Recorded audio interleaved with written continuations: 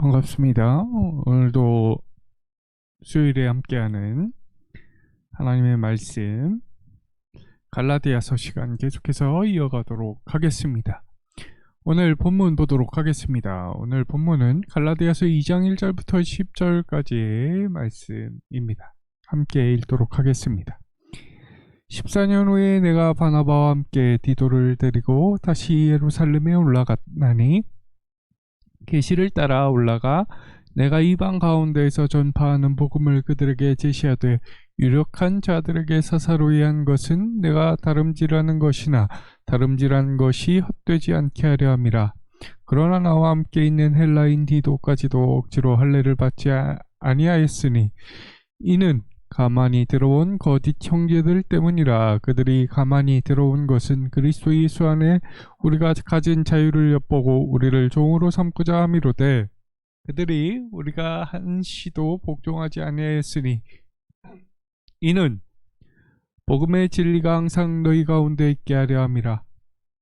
유력하다는 이들 중에 본래 어떤 이들이든지 내게 상관이 없으며 하나님은 사람을 외모로 취하지 아니하시나니 저 유력한 이들은 내게 의무를 더하여 준 것이 없고 도리어 그들은 내가 무할례자에게 복음 전함을 맡은 것이 베드로가 할례자에게 맡음과 같은 것을 보았고 베드로에게 역사하사 그를 할례자의 사도로 삼으신 이가 또한 내게 역사하사 나를 이방인의 사도로 삼으셨느니라. 또 기둥같이 여기는 야고보와 게바와 요한도 내게 주신 은혜를 알므로 나와 바나바에게 친교의 악수를 하였으니 우리는 이방인에게로 그들은 할례자에게로 가게 하려 함이라. 다만 우리에게 가난한 자들을 기억하도록 부탁하였으니 이것은 나도 본래부터 힘써 행하여 왔노라. 아멘.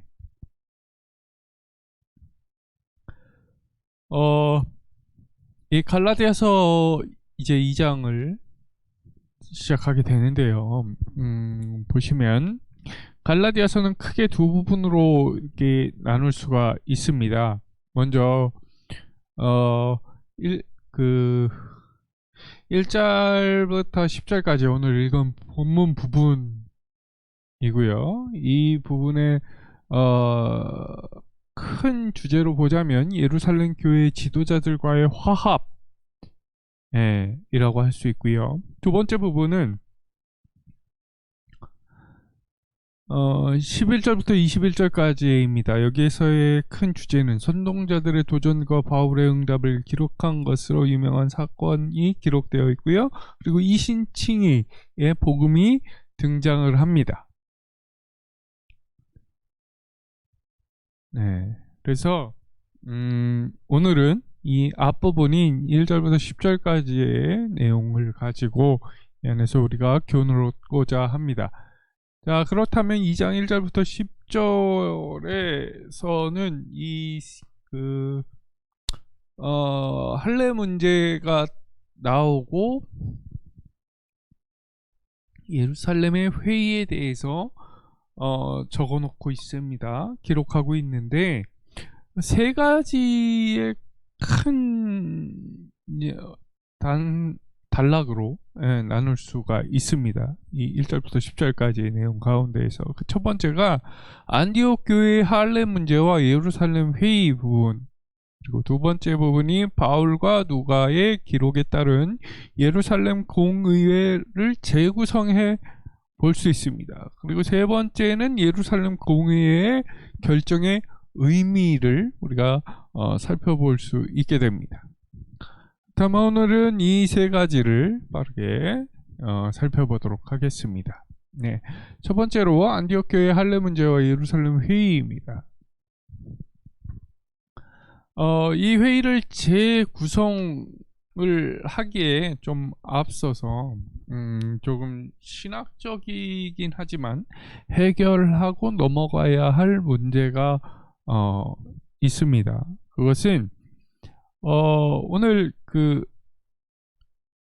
1에서 10절까지의 내용 중에 바울이 이 바나바와 디도와 함께 예루살렘을 방문하여 이방인의 선교 문제와 이 할례 문제를 논의한 이 회합이 과연 무슨 내용을 말하는 것인가 하는 것이 문제입니다. 해결해야 될 문제입니다.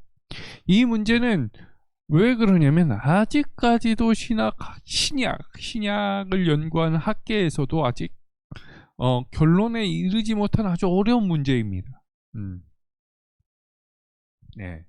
이게 일부 학자들은 이 갈라디아서 2장의 이 회합이라는 단어는 사도행전 11장과 12장에서 간략하게 언급된 안디옥 교회가 부조 문제로 바울과 바나바를 예루살렘 교회로 파송했을 때 그 교회 지도부와 이루어진 사적인 회합일 것이라고 주장을 합니다.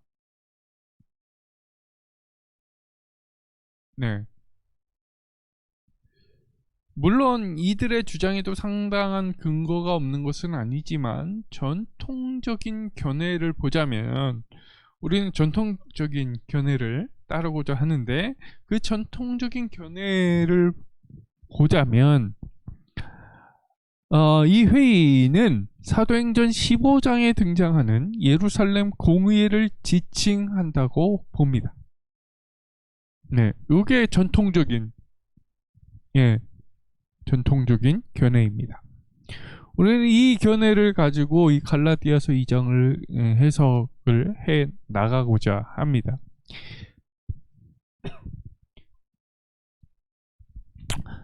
이게 무슨 말이냐면 갈라디아서 2장과 사도행전 15장이 똑같은 사건을 다루고 있다는 것이죠. 이러한 주장을 할 때 가장 많이 제기되는 문제는 하나의 동일한 사건에 대한 두 사람이 의 기록이 그토록 차이날 수 있는가 하는 점을 또 이렇게 문제를 삼을 수도 있습니다. 그러나 이 두 구절 사이의 차이점들은 동일한 사건을 갈라디아서와 사도행전이 서로 다른 관점에서 묘사하고 있다라고 보셔야 됩니다. 또한 예루살렘 방문 시 두 가지 성격을 달리하는 모임을 가진 데서 기한한다고 봐야 된다라는 것이죠.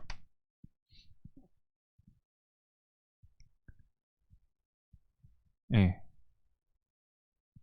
성격을 달리하는 이제 그 모임을 가졌다라는 이야기죠. 네. 그렇게 봐야 된다라는 것입니다. 요런 관점에서 이제 바울과 누가가 갈라디아서 2장과 사도행전 15장에서 말하는 대로 예루살렘 공의회를 다시 우리가 말로써 표현을 해보고자 합니다. 두 번째로 바울 공의회 재구성을 해보고자 하는데 예루살렘 공의회가 모이게 된 배경은 이러합니다. 안디옥 교회에 대해서 할례를 받아야 된다? 그렇지 않다라는 논쟁이 있었습니다. 이 할례 논쟁 때문에 모이게 되었습니다. 이 논쟁은 바울과 바나바가 제1전도 여행에서 돌아온 직후에 예루살렘 교회에서 내려온 그 일부 극단적인 보수파 유대 기독교인들이 개종한 이방 그리스도인들이 할례를 받지 않으면 구원을 얻을 수 없다라고 주장한 데서 비롯된 것입니다. 안디옥 교회는 예루살렘에 있는 사도들 앞에 이 문제를 해결하기 위해서 바울과 바나바를 예루살렘으로 파송합니다. 이렇게 하여 그 바울 일행이 예루살렘 교회에 도착했는데 그때도 이 보수파 유대주의자들이 일어나서 이방 개종자들도 유대인처럼 할례를 받아야 한다라고 그리고 모세의 율법도 지켜야 한다고 강력하게 주장을 했습니다. 그래서 이 문제는 사도들과 장로들이 모이는 공의의 석상에서 정말로 충분한 그런 토의가 이루어졌습니다. 네. 그러니까 권위를 가지는 자들이 모여서 충분히 회의를 하고 토의한 끝에 결론이 나게 되는 것이죠.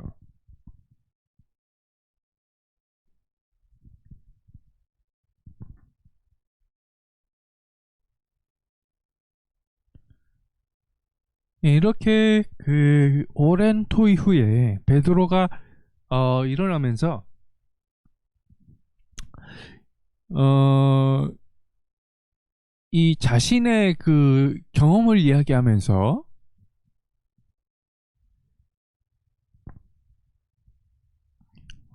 말을 이어가죠. 고넬료 가정에 그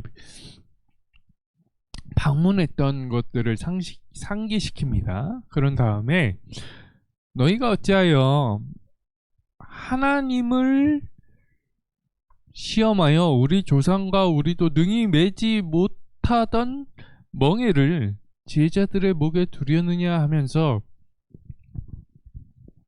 이 이방인 그리스도인들을 율법의 요구 아래 두는 것을 강력하게 반대했습니다. 네. 그리고 이어서 바울의 이 구원론과 동일한 초대교회 구원관을 분명히 선언합니다. 네. 이 선언은 이렇습니다. 우리가 저희와 동일하게 주 예수의 은혜로 구원받은 줄 믿노라입니다.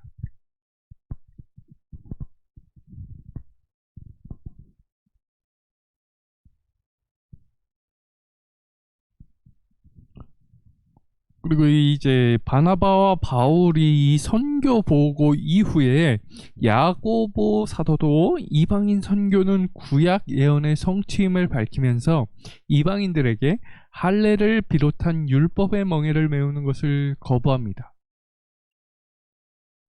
네.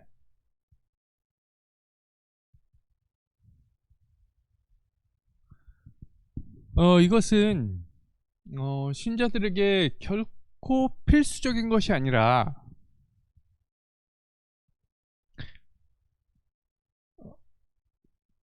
필수적인 것이 아니라 필수적인 것은 이제 믿음이라는 것이죠. 그럼 그런 그 외형적인 무슨 행위, 율법의 행위, 예? 율법의 행위는 결코 필수적인 것이 아니다라고 사도들 베드로도 그렇고 야고보 사도도 그렇고 필수적이 아니다라는 것을 유대 기독교인들에게 강력하게 말을 하는 것입니다. 이렇게 하여서 바울과 예루살렘 교회의 사도들 사이에서 이 신학적인 합일점을 이루었습니다. 그리고 그들은 바울을 대등한 파트너로 인정을 하였고요. 바울의 할례와 율법 없는 복음을 정당하다고 인정하였습니다.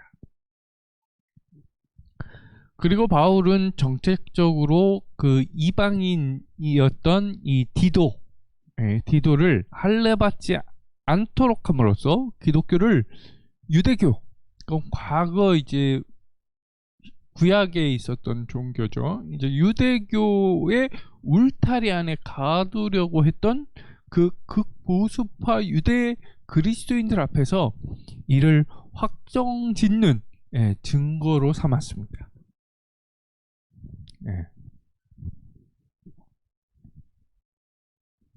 결론적으로 예루살렘이 공의에는 중심 주제가 있습니다. 중심 주제는 할례 문제인데요.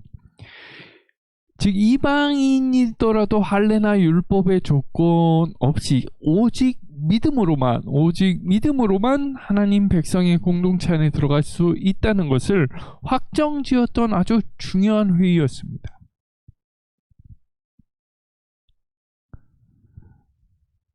제가 그 예루살렘 공의의 결정적인 의미에 대해서 다시 한번 이렇게 상기시켜 드리려고 하는데, 이 결정에 대한 의미가 무엇이었냐라고 말씀을 드리고자 합니다. 네, 이와 같이 공의의 결정은 이방인들에게도 할례를 요구한 유대주의자들의 주장을 완전히 거부한 것이었습니다. 예.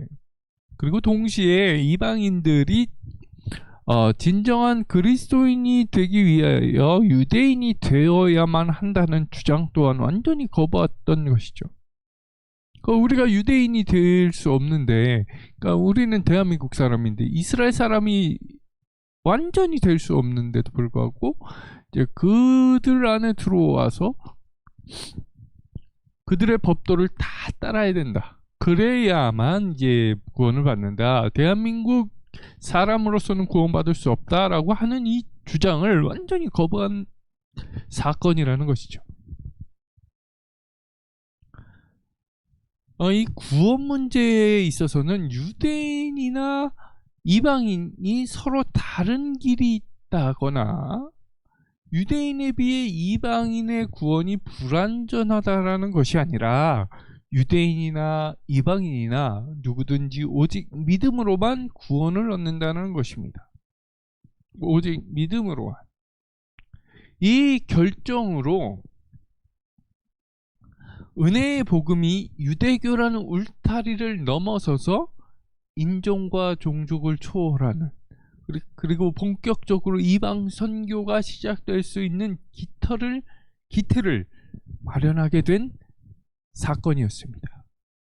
그것이 바로 이 예루살렘 공의회 회의였습니다. 그러나 우리가 한 가지 기억해야 할 것이 있습니다. 바로 이 예루살렘 공의회는 이방인의 할례나 율법 준수의 문제 등 가장 기본적인 문제만을 다루었지 모든 문제들을 다 결정했던 것은 아닙니다. 특히 이 유대인들이 어떻게 이방인들과 교제할 것인가 하는 문제는 직접적으로 다루지 않았습니다. 그래서 그 결과가 우리가 다음 주에 이렇게 읽으면서 보겠지만 갈라디아서 2장 11절부터 21절까지에서 나타나는 바울과 베드로의 갈등이 나게 되는 그런 결과를 불러일으킵니다. 여기서 만약 그 교제까지의 문제를 결정지었다고 한다라면 좀 어떻게 바울과 베드로의 갈등이 일어나지 않았을 수도 있겠다라는 생각이 들어집니다. 하지만 오늘은 거기까지는 나아가지 않고요. 오늘 이 예루살렘 회의, 안디옥 교회 할례 문제에 대해서 구원은 유대인이나 이방인이나 누구든지 오직 믿음으로만 구원을 얻을 수 있다라는 이 신학적 관점을 초대교회의 그 구원관을 확증시키는 그런 회의였다라는 것을 염두에 두시고 오늘 본문을 다시 한번 읽으시면서 묵상하시면서 은혜 받으시기를 바랍니다. 오늘은 여기까지 하겠습니다. 다음 주에 뵙겠습니다. 감사합니다.